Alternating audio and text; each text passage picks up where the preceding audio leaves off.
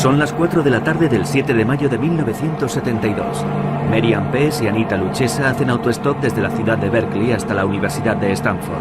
Un coche se detiene. El hombre que lo conduce se ofrece a llevarlas a su destino.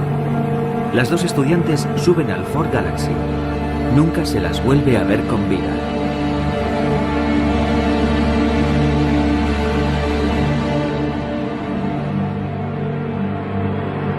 Más tarde, el 14 de septiembre del mismo año, una joven de 15 años llamada Aiko Koo desaparece en las mismas circunstancias mientras hace autostop para acudir a una clase de baile en San Francisco. Casi 4 meses después, el 8 de enero de 1973, Cynthia Schall desaparece en la carretera que conduce a la Universidad de California en Santa Cruz.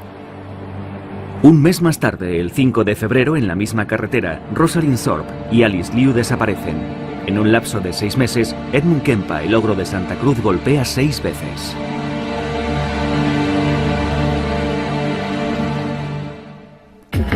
Stefan Bourgois es uno de los especialistas en asesinos en serie más reconocidos mundialmente. En una carrera de 30 años ha entrevistado a alrededor de 60 asesinos en todo el mundo. El 8 de noviembre de 1991 se reúne con Edmund Kempa en la sala de entrevistas de la penitenciaría de Vacaville en California. El hombre que se presenta ante Stefan Bourgois es un gigante con un peso de 130 kilos y 2,15 metros de altura. Con 43 años de edad, lleva en prisión 18, cumpliendo 8 condenas por asesinato. Sobre todo con las primeras 2 chicas que asesiné. Cuando maté a la primera me encontraba en estado de shock. Lo hice todo al revés, considerando que mi objetivo era que no me pillasen. Fui torpe. Cuando metí el cuerpo en el maletero tenía las manos llenas de sangre y me dije, Dios mío, lo he hecho, no me lo puedo creer, lo he hecho. Ahora tengo que matar a la otra. Enseguida se muestra confiado con Stefan y relata despreocupadamente los horrores que cometió, que por desgracia no eran los primeros. Edmund Emil Kempa III nació en 1948 en Burbank, una ciudad del extrarradio en expansión de Los Ángeles. 9 años después, sus padres ponen fin a una tormentosa relación y su madre decide abandonar California para trasladarse a Montana con sus 3 hijos.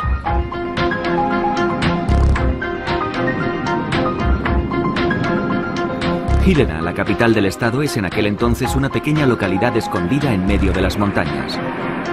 La familia Kempa se muda a una modesta vivienda cerca del lago que linda con la localidad.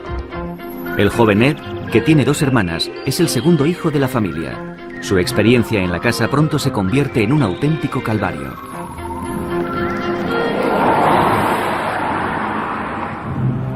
Su madre, Clarnell, con una impresionante estatura, hace gala de una estricta disciplina.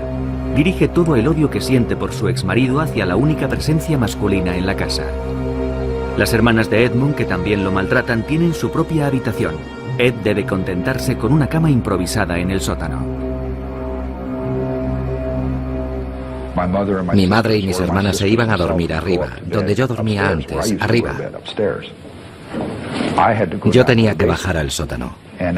Y un niño de 8 años no es capaz de comprender esa diferenciación. ¿Por qué me mandan a mí al sótano?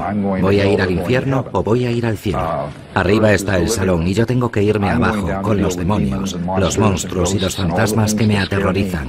Pero ellas no. Harold Cartwright es abogado. Designado por el tribunal durante el juicio de Kempa, fue investigador de la defensa. Él se acordaba de aquella época y me la describió como uno de los peores periodos de su vida. Sus hermanas eran más mayores y se metían con él y todo eso, como suele ocurrir entre hermanos. Nada que fuese más allá. Y su madre era una persona muy verbal. Nunca lo maltrató físicamente, pero en su opinión sí lo hizo verbalmente. La madre del joven Edmund lo humillaba constantemente.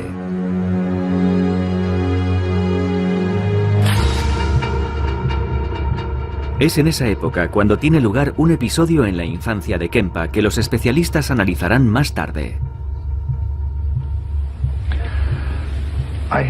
Yo tenía una pistola de juguete. Era toda metálica. del calibre 5,5. Era una pistola muy elegante, la había comprado en Nueva York. Estuve allí un verano en casa de mi primo, y cuando volví, mi hermana estaba celosa, mi hermana mayor. Odiaba aquella pistola porque se interpuso entre nosotros dos. Era algo que yo tenía y ella no. Aquel viaje a ella le habría gustado hacerlo, pero no lo hizo, lo hice yo. Poco después de regresar del viaje empezó a discutir conmigo por una absoluta nimiedad. Se puso furiosa, cogió la pistola y yo le dije, no la tires. Y me la lanzó a mí, con mucha fuerza. Golpeó el suelo y mi dedo. Y me hizo mucho daño. Pero la pistola se rompió, el mecanismo interior. Ya no volvió a funcionar.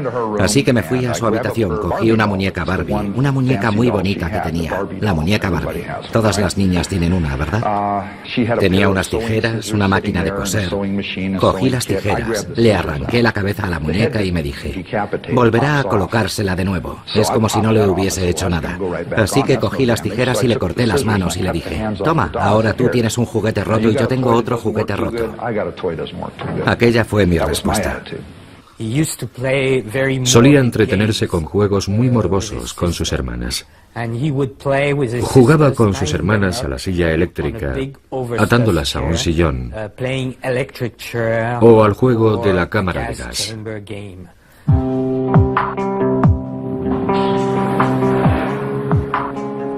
Pasan los meses y los años en Helena, y en la casa familiar el joven Edmund sueña con su padre ausente cuyo recuerdo le persigue. Pese a su aversión hacia los hombres, su madre, Clarnell, vuelve a casarse. Kempa, que no soporta más a su madre, decide escaparse a California. Solo tiene un objetivo en mente, reunirse con su padre. Pero el joven Kempa sufrirá otra decepción. Para empezar, yo no fui allí, me dejaron allí. Me llevaron a casa de mi padre en Los Ángeles a pasar las Navidades. Fuimos a las montañas y me dejaron allí. Tuve roces con mi hermanastro y con mi madrastra. Yo no les interesaba y no me querían. Ellos estaban construyendo una nueva familia y yo estaba desesperado porque nunca había tenido a mi padre a mi lado. Necesitaba su aprobación, su reconocimiento. Pero todos actuamos con codicia y desesperación.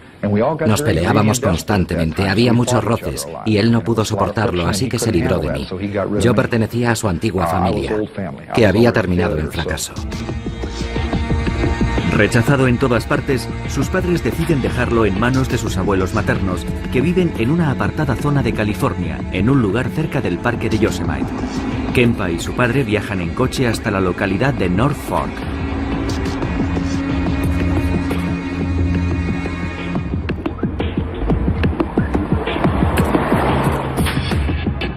Es en esta casa donde Edmund Kempa permanecerá varios meses y cometerá por primera vez un acto irreparable.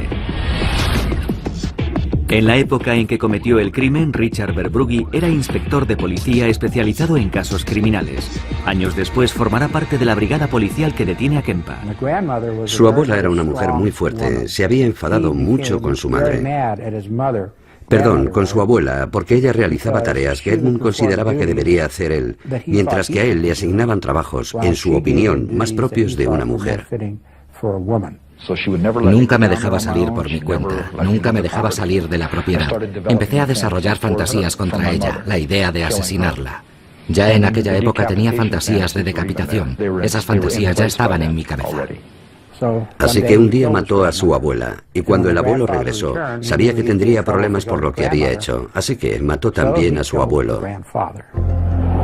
Tras matar a sus abuelos, Ed Kempa llama a su madre para contarle lo que ha hecho. Al no haber cumplido aún los 15 años, y por tanto siendo menor, Kempa no es encarcelado, sino internado en el Hospital Psiquiátrico de Atascadero, California, el 6 de diciembre de 1964, donde permanece durante más de 5 años. Entonces, ni los médicos ni las autoridades detectan ningún signo que indique que se trata de un asesino que terminará reincidiendo más tarde o más temprano. La personalidad de Kempa es analizada, pero los psiquiatras se equivocan en sus estimaciones, diagnosticándole esquizofrenia paranoide.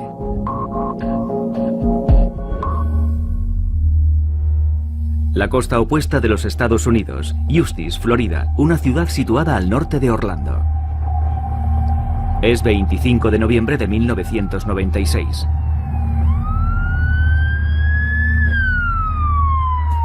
Son las 11:45 cuando este hombre responde a una llamada en la que le comunican que se ha cometido un doble homicidio en una casa situada a varios kilómetros de la ciudad. Jeff Taylor es ayudante del sheriff en la época.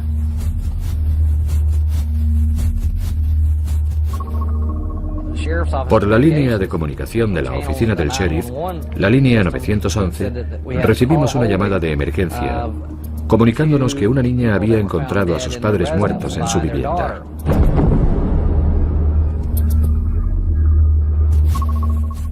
Cuando entra en la habitación, Jeff Taylor encuentra los cuerpos de Richard Wendorf, de 49 años de edad, y de su mujer, Ruth, de 53 años. Comprueba que los dos han sido salvajemente asesinados. Sus rostros están totalmente desfigurados. 3 días después, el Día de Acción de Gracias, el 28 de noviembre, un joven de 16 años, Roderick Jackson Ferrell, es detenido en Baton Rouge, Luisiana, e interrogado al día siguiente por la policía. El joven Roderick Ferrell describe con pasmosa y desconcertante tranquilidad el doble asesinato que cometió 3 días antes. Tenía la palanca en la mano por si se abalanzaba sobre mí, golpearle con todas mis fuerzas. Y lo que ocurrió fue que dio media vuelta e intentó levantarse del sofá, así que empecé a golpearle. Y no paré porque seguía respirando, así que seguí golpeándolo, y sintiendo placer mientras lo hacía. ¿Estaba sentado o tumbado mientras eso sucedía? No, tumbado porque estaba inconsciente. ¿Estaba tumbado en el sofá? Se dio media vuelta y cuando intentó levantarse, ¡pum!, le golpeé en la sien. Le dejé seco. Y como estaba inconsciente, pensé, ahora o nunca, porque si se levanta me va a matar. Así que le golpeé hasta que murió y entonces... ¿Le golpeaste en algún otro lugar con la palanca o solo en la cabeza? Le golpeé una vez en el pecho porque no dejaba de respirar, así que le golpeé en el corazón. ¿En el corazón? Cogí la palanca y ¡pum! ¿Para acabar de una vez? La cabeza del señor Wendorf parecía una hamburguesa cruda porque tenía la cabeza y el cráneo completamente destrozados. Richard Wendorf está durmiendo en el sofá del salón cuando Ferrell le golpea 40 veces en el rostro con una palanca. Luego se dirige a la cocina y se encuentra con su mujer, que al comprender que va a agredirla, le arroja una taza de café a la cara antes de atacarle con todas sus fuerzas. Estaba en la cocina y me tiró el café. Me puso perdido. Luego me clavó las uñas en la cara y me agarró la muñeca. Entonces cogí la palanca y empecé a golpearle en la parte posterior del cráneo. ¿Ella intentó huir en aquel momento? Ella se agarraba a mí. Me había clavado las uñas en la cara y no pensaba parar de golpearla hasta que me soltase. ¿Y dónde la golpeaste primero? ¿En la parte posterior de la cabeza o en la cara? La golpeé una vez aquí y luego en la parte posterior del cráneo y le hice el agujero grande que se ve en las fotos. No las he visto. Continúa. Bueno, el caso es que el café apestaba y me enfadé. Así que le di una patada. La derribé y empecé a golpearla hasta que dejó de respirar.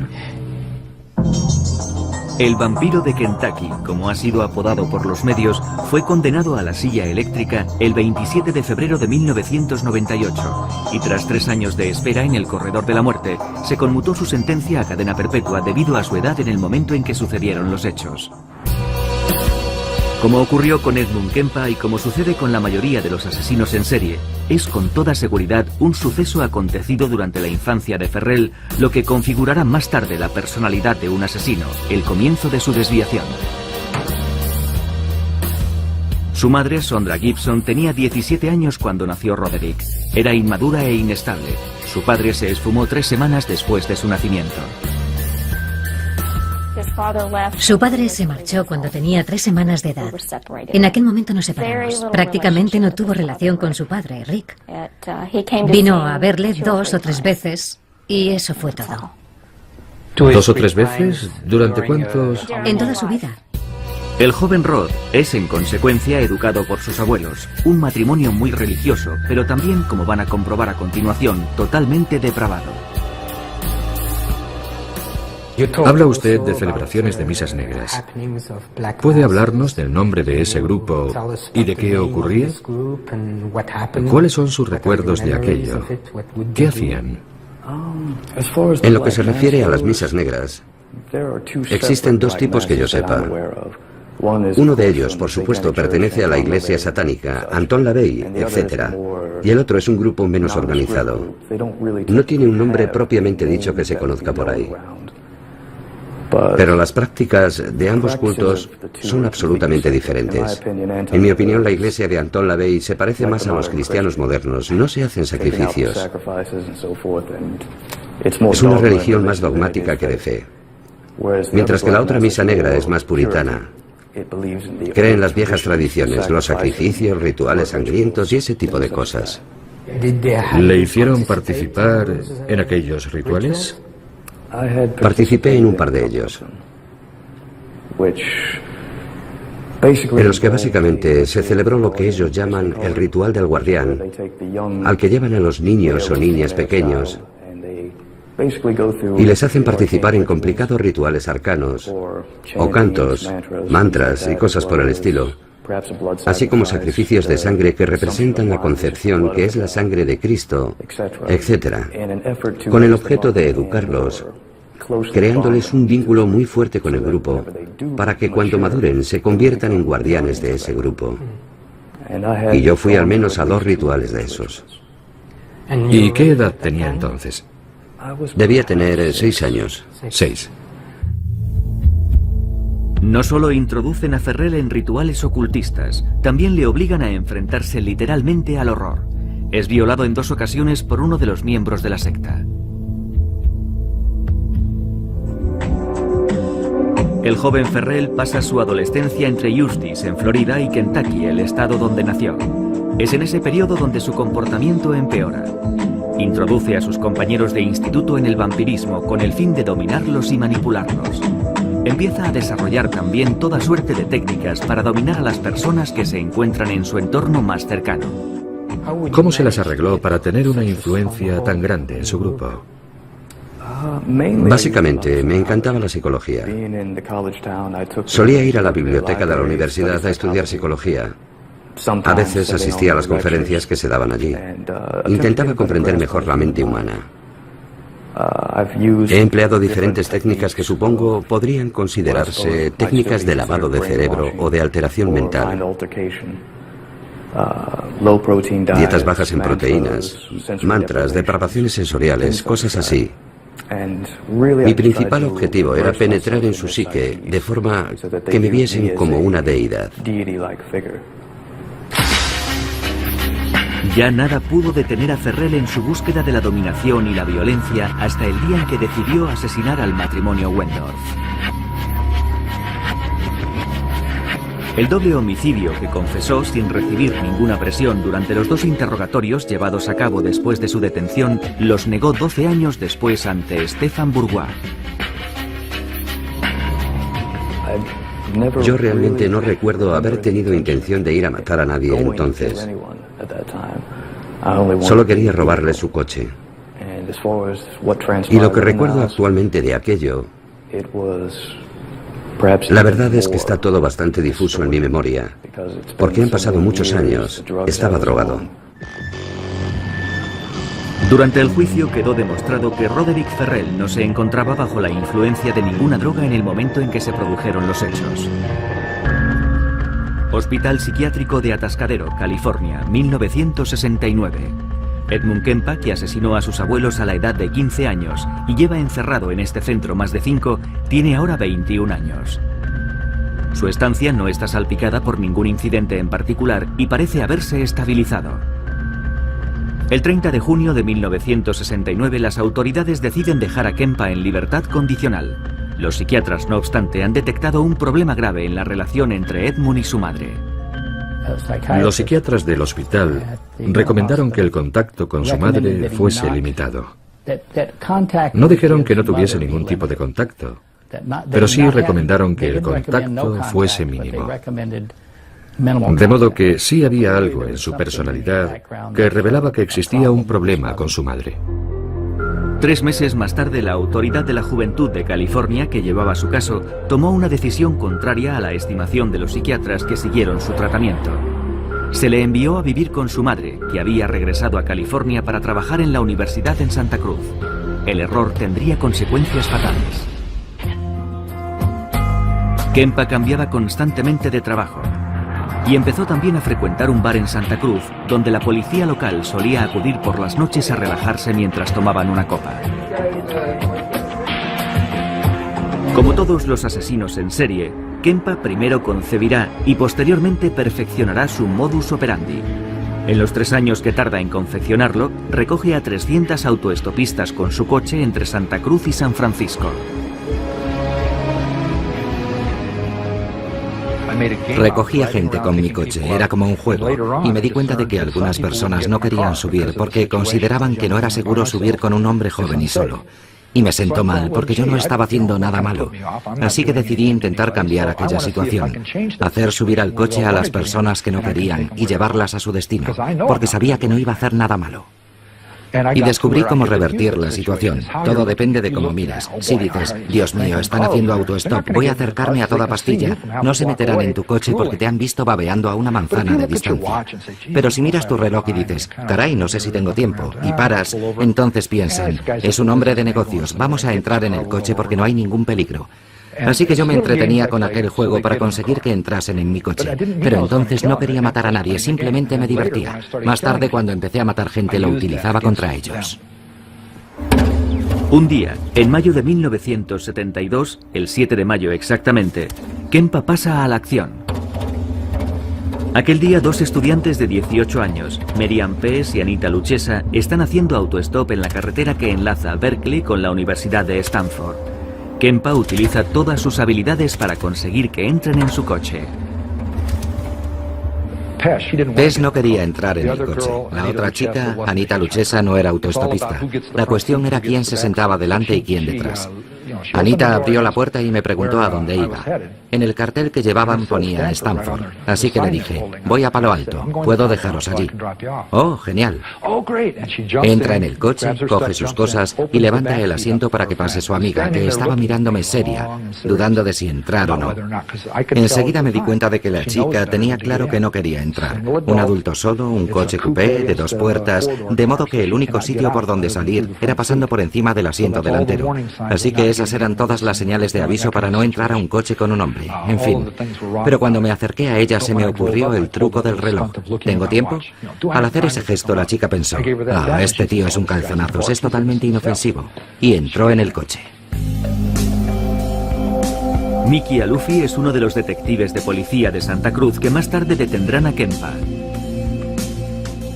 Cuando cogía a las autoestopistas, montaban en el coche por la puerta del pasajero y él les decía, creo que la puerta está mal cerrada.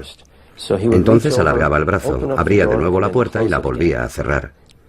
Sin embargo, el tipo de coche que conducía tenía una manilla de seguridad en el reposabrazos y cuando cerraba la puerta, se bajaba un pestillo que impedía que nadie pudiese salir por la puerta. Ya no se podía manipular la manilla. Y cuando eso ocurría, me dijo, ya no tenían escapatoria. Kempa mató a las 2 estudiantes a puñaladas antes de decapitarlas y deshacerse de los cadáveres, que enterró en las colinas que dominan Santa Cruz, no sin antes violar sus cuerpos.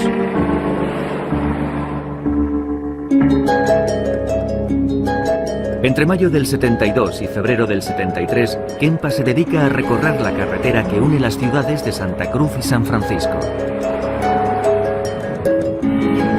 Mata a 4 estudiantes más utilizando el mismo modus operandi. Las recoge mientras hacen autostop, las decapita después de asesinarlas y viola sus cuerpos. Seguidamente las descuartiza y dispersa los restos con el propósito de despistar a la policía.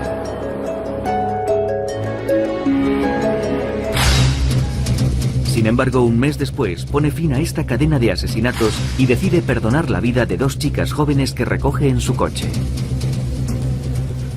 El viernes siguiente volví a Santa Cruz por la tarde. Estuve bebiendo hasta por la noche y me quedé dormido hasta que llegó mi madre, momento en el que me desperté. Y las últimas palabras que intercambiamos no fueron una discusión. Entré en su dormitorio para hablar con ella. No quiero que se interprete esto como un intento por mi parte de buscar una excusa que justifique su muerte. Lo que quiero decir es que esperaba que ella pudiese decirme algo y acabar con toda aquella mierda. El niño que había dentro de mí tan solo deseaba escuchar aquellas palabras y dejarlo todo. Recuerdo que ella estaba leyendo un libro. Lo soltó bruscamente sobre su regazo y me dijo: «Dios santo, no pensarás quedarte ahí hablando toda la noche». Era una de sus frases favoritas cuando yo llegaba tarde con ganas de hablar. Normalmente en circunstancias parecidas yo hubiese dado media vuelta, le hubiese dicho no y me habría marchado. Ella habría sido consciente de que había herido mis sentimientos y al día siguiente nos habríamos hablado otra vez, pero yo sabía que no íbamos a volver a hablar. Regresé a mi cuarto y me eché en la cama sabiendo que no iba a dormir. Permanecí tumbado unas 3 o 4 horas, hasta eso de las 4 o 5 de la mañana. Pasadas las 5, volví empuñando un martillo y le aplasté el cráneo. Y luego la degollé. Después de matar a su madre, Kempa asesinó a la mejor amiga de esta, que trabajaba con ella en la Universidad de Santa Cruz. Luego decide abandonar la ciudad.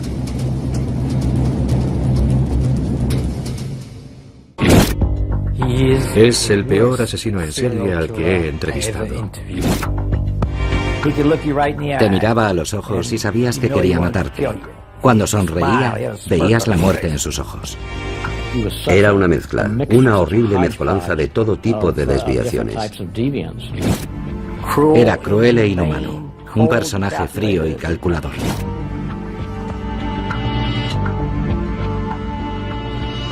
¿De qué se le acusa?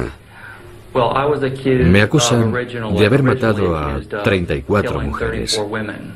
Pero nadie ha sido capaz de reunir esos 34 nombres, ni la justicia ni nadie más. Es una acusación falsa. ¿Y de qué le han reconocido culpable? Me han reconocido culpable de la muerte de 2 personas en Fort Pierce, aunque nadie me ha visto nunca en la escena del crimen. Jamás se ha establecido el menor vínculo entre las víctimas y yo, salvo el testimonio de la madre de una de ellas. Gerard Seifa fue condenado a cadena perpetua en 1973 por el asesinato de 2 mujeres jóvenes. Más adelante la policía le atribuirá 34 víctimas en total, pero se calcula que podría haber matado entre 80 y 110 personas.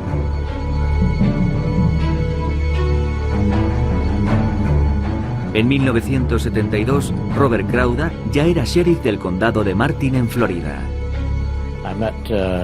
Conocí a Gerard Seifa cuando se presentó como candidato al puesto de ayudante del sheriff.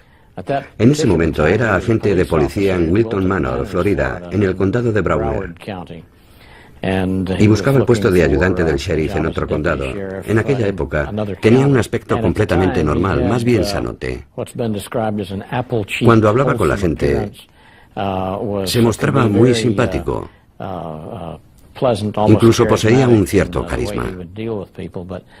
Sin embargo, pronto nos dimos cuenta de que tras esa fachada se ocultaba algo bien distinto. Seifa se mudó a una casa situada a pocos kilómetros de la oficina del sheriff. Parecía la persona idónea para ocupar el puesto de ayudante del sheriff. Pero justo a los 28 días, Seifa cometió un grave error y fue desenmascarado por su superior. Era un sábado por la mañana y yo estaba cortando el césped. Sonó el teléfono, mi mujer me llamó y fui a cogerlo. Era Seifa. Me dijo: vas a ponerte muy furioso conmigo, he hecho una solemne estupidez. Y yo le respondí: cuéntame qué ha pasado. Me dijo: ayer mientras estaba trabajando vi a 2 chicas, 2 adolescentes haciendo autostop. Me paré a hablar con ellas y traté de impresionarlas, diciéndoles lo peligroso que era que unas chicas tan jóvenes estuviesen haciendo autostop, los problemas en los que podían meterse y los percances que podían sucederles. Se echaron a reír y no me tomaron en serio, así que hoy me las he arreglado para encontrarme otra vez con ellas. Quería meterles el miedo en el cuerpo y convencerles del riesgo que corrían si no me hacían caso para evitarles problemas en el futuro. Y me dijo que las había llevado al bosque y que les había dicho que las iba a vender como esclavas. Y que para asustarlas, las había dejado allí un rato, pero que pensaba volver a soltarlas. Pero cuando había vuelto ya se habían marchado, se las habían arreglado para desatarse. Las dos jóvenes en cuestión se llaman Pamela Sue Wells y Nancy Helen Trotter. Ahora ya saben que han escapado de milagro de un asesino pervertido. Después de arrestar a Seifa, Robert Crowder quiso saber con detalle lo ocurrido y ordenó una reconstrucción de los hechos con las dos jóvenes.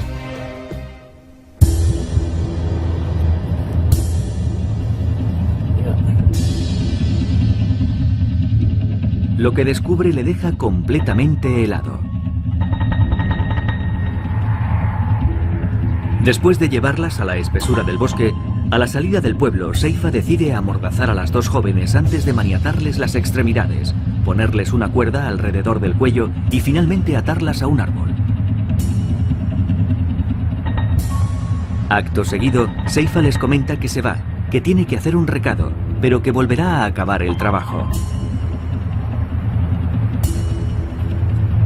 Les comunica que las va a matar, pero que antes las torturará. Sin embargo, durante su ausencia, las dos jóvenes consiguen soltarse y huir. Las dos jóvenes me contaron poco más o menos la misma versión que me había contado Seifa. Le habían visto el día anterior y volvieron a coincidir con él al día siguiente, pero luego me dijeron que las había pellizcado en el culo y que les había tocado otras partes. Ya no recuerdo con exactitud todo lo que me describieron, y que empezaron a sentirse aterrorizadas cuando las ató al árbol y las dejó allí colgadas. Seifa es entonces detenido por su superior. A renglón seguido aparece un nuevo elemento que servirá para desenmascararlo definitivamente. Casi al mismo tiempo se descubren dos cuerpos en los alrededores de Vero Beach, en Fort Pierce para ser exactos. Robert Stone es el fiscal en el proceso que se abre contra Seifa en octubre de 1973.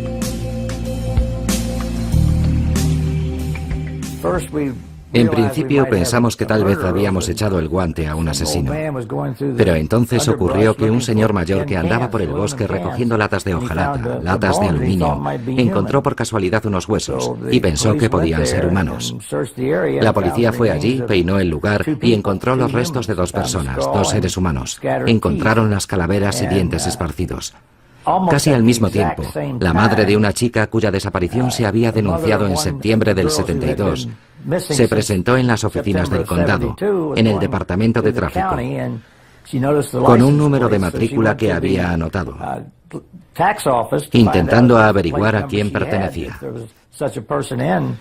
Y resultó que era la de Gerard Seifa, que ya estaba en prisión. Se procede entonces al registro del apartamento de Seifa y lo que los policías encuentran acaba de convencerles de su culpabilidad. Conservaba recuerdos de todas sus víctimas. Encontramos una caja llena de joyas y efectos personales de diferentes jóvenes desaparecidas en el condado de Broward, situado un poco más al sur. Entonces pensamos que probablemente había matado también a esas personas. Durante el registro, aparte de las joyas pertenecientes a sus víctimas, la policía halló fotos que el asesino había hecho antes y después de cometer los asesinatos. Al igual que en el caso de Pamela Wells y Nancy Trotter, Seifa utiliza el mismo modus operandi al secuestrar a Susan Place y a Georgia Jessup. Se lleva a la fuerza a las dos jóvenes hasta el bosque, cerca de las marismas que bordean el océano. Escoge un claro situado en el centro de las marismas, a unos cientos de metros de la carretera y al abrigo de cualquier posible testigo. Y allí las maniata y las ata a unos árboles. Las obligaba a beber alcohol y cuando ya estaban ebrias las fotografiaba. Sentía placer aterrorizándolas. Las suspendía del cabo de una cuerda y las hacía sufrir. Hacía todo lo que podía para humillarlas. Y después de matarlas, violaba sus cuerpos hasta que ya no podía más, porque empezaban a descomponerse. Y entonces las descuartizaba, masturbándose sobre sus restos. Durante el juicio, Seifa evita la pena de muerte, que en aquel entonces había sido suspendida en Florida, y es condenado a cadena perpetua. Más adelante, cuando ya está entre rejas, la justicia establecerá oficialmente su relación con otros 32 asesinatos cometidos en la región, gracias a las pruebas encontradas en su casa.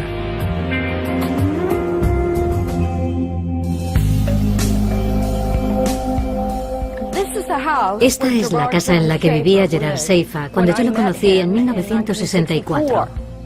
Sondra London conoce bien a Gerard Seifa. Salió con él durante un año. Luego le pierde de vista y reanuda el contacto con él 10 años más tarde al enterarse de sus crímenes. Siempre contaba dos historias. La primera era: soy el asesino en serie de mujeres más grande del siglo. La segunda era: soy inocente. Jamás he matado a nadie. Soy un honrado policía. Y recuerdo un momento memorable. Esta frase me la dijo muy lentamente. Me miró a los ojos y me dijo: tú no lo puedes comprender porque no eres un asesino en serie. Cuando le declararon culpable de los dos asesinatos, Robert Stone estableció su relación con los 34 asesinatos o desapariciones de mujeres hasta entonces sin resolver. Hablando con Seifa de esos otros casos, sugirió... Bueno, no lo sugirió. Escribió de su puño y letra en una carta que el número de sus crímenes oscilaba entre 80 y 110. Y él me comentaba muchas veces. Es verdaderamente horripilante, pero decía: ¿cómo definir un asesinato? Si tienes a una víctima y ésta se ahoga en su propio vómito, ¿se trata de un asesinato? Si matas a una mujer embarazada, ¿son dos asesinatos o solo uno? Y hacía la cuenta de sus crímenes, basándose en ese tipo de reflexiones.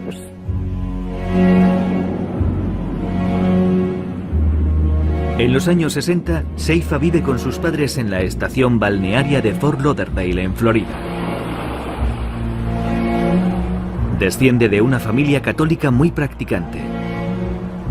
Siendo niño, Seifa empieza a detestar a su padre, que ha comenzado a serle infiel a su esposa, mientras que él mantiene una relación íntima con su madre. Se le permitía dormir en la cama de su madre, o mejor dicho, durmió en la cama de su madre hasta los 16 años. Cuando Stefan Bourgois le conoce en noviembre de 1991, Gerard Seifa lleva en la cárcel 18 años. Jamás ha confesado oficialmente sus crímenes. Desvelando a veces anécdotas sobre algunas de las desapariciones de mujeres jóvenes, se divierte jugando al ratón y al gato con la justicia cuando intentan arrancarle una confesión. Stefan utiliza entonces un método sinuoso para hacer que hable. Cuando interrogo a Gerard Seifa y él continúa en su postura inamovible reclamando su inocencia, decido adoptar una nueva estrategia que consiste en hacerle hablar de los asesinos en serie que son sus vecinos de celda y especialmente del más célebre de todos ellos, Ted Bundy, que espera ser ejecutado en el corredor de la muerte de Florida. De modo que le hago las preguntas seleccionando aquellos rituales personales y modos operativos de los crímenes de Ted Bundy que yo sé que coinciden con los suyos propios. Y entonces podrán constatar cómo efectivamente Seifa, entre líneas, me confiesa sus crímenes. ¿Reproducía él invariablemente sus crímenes? Bueno, yo no diría invariablemente. Me dijo que había seguido mi caso en las revistas de detectives y que había matado a 2 chicas en Washington para copiar los métodos, por así decirlo, que yo había empleado en los crímenes de Place y Jessup.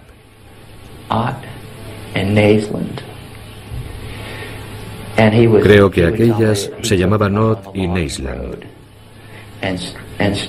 Me dijo que las había llevado por un camino forestal y las había estrangulado, que había violado sus cuerpos, que había vuelto y las había violado una vez más, y que las había decapitado, como una especie de homenaje. Y yo pensé, sois unos cabrones por escribir algo así. Mirad a este tipo, que ha leído y se ha creído todas vuestras estupideces, cuando yo no he admitido absolutamente nada. Y encima se vanagloria de ello. Bueno, no se estaban vanagloriando exactamente. En realidad era un homenaje. ¿Cuántas has matado en realidad, Gerard?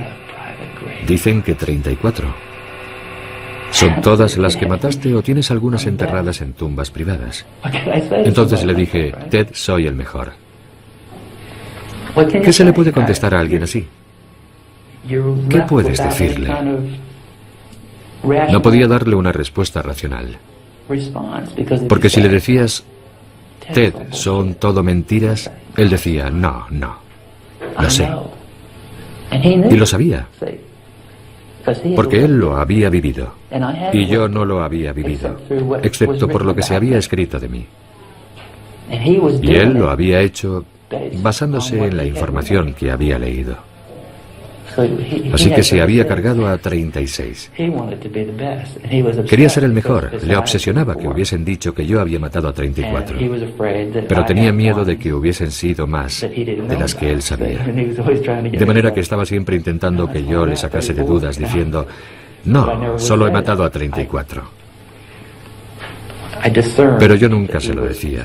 Me había dado cuenta de que estaba completamente obsesionado por la cifra. Y yo, para pincharle, me volvía hacia él y le decía, soy el mejor, Ted. Van a electrocutarte y yo estaré aquí. Y seré el mejor, tal y como dicen. El número 1.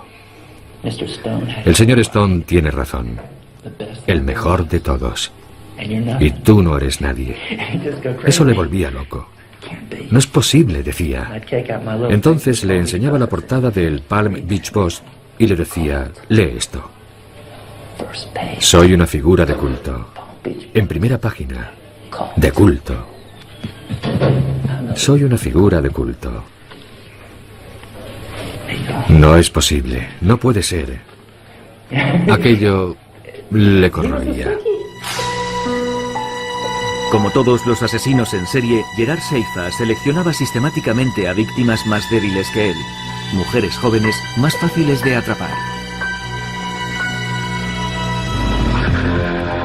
El 3 de diciembre de 1995, Seifa es asesinado por otro recluso que le asesta 40 puñaladas.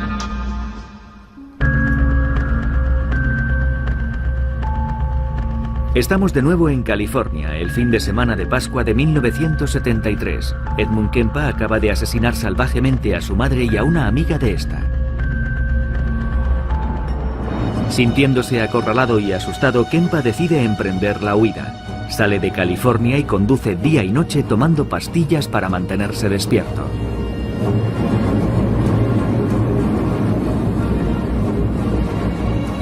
Tres días después llega a Pueblo, una población del estado de Colorado. Agotado por el cansancio, detiene su coche en esta estación de servicio. Y caso rarísimo entre los asesinos en serie, decide entregarse. Intenta ponerse en contacto por teléfono con un conocido suyo de la policía de Santa Cruz para confesarle sus crímenes.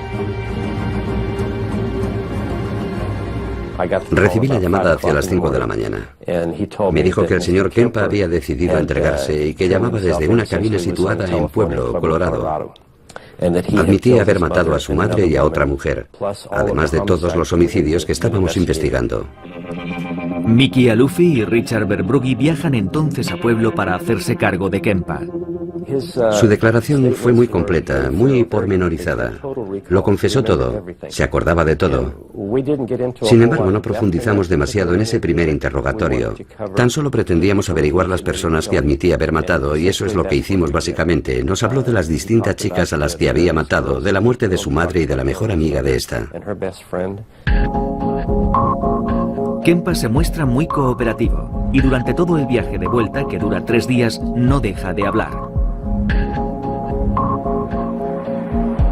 De vuelta en Santa Cruz, acepta incluso enseñar a los investigadores el lugar donde ha escondido los cuerpos de sus víctimas. Kempa se muestra igual de colaborador durante su proceso, que se inicia el 25 de octubre de 1973, siendo extremadamente prolífico incluso en los detalles más duros, sin que su voz transmita la más mínima emoción. Edmund Emil Kempa se mostró muy colaborador con la policía respecto a sus crímenes, y fue uno de los primeros casos en los que un asesino reincidente fue sometido a estudio por parte del FBI con objeto de poner a punto técnicas de perfil que permitiesen detectar a ese tipo de criminales en los Estados Unidos. Pero después de 35 años pasados entre rejas, una pregunta permanece en el aire, válida para todos los otros casos de asesinos en serie. ¿Ed Kempa podría volver a matar? Cuando alguien ha hecho el tipo de cosas que Ed Kempa hizo a personas inocentes, personas a las que no conocía, a las que no había visto jamás, simplemente extraños que se cruzaron en su vida, no se puede dejar que una persona así salga de la cárcel. Porque no se puede en absoluto correr el riesgo de que lo que se produjo una vez pueda volver a suceder. Así que no. Yo no quiero volver a ver a Kempa en la sociedad pese a haber participado en su defensa. Un día se presentará ante la comisión de valoración y dirá: sí, pienso que estoy preparado para la libertad condicional. Yo rezo para que nadie se la conceda.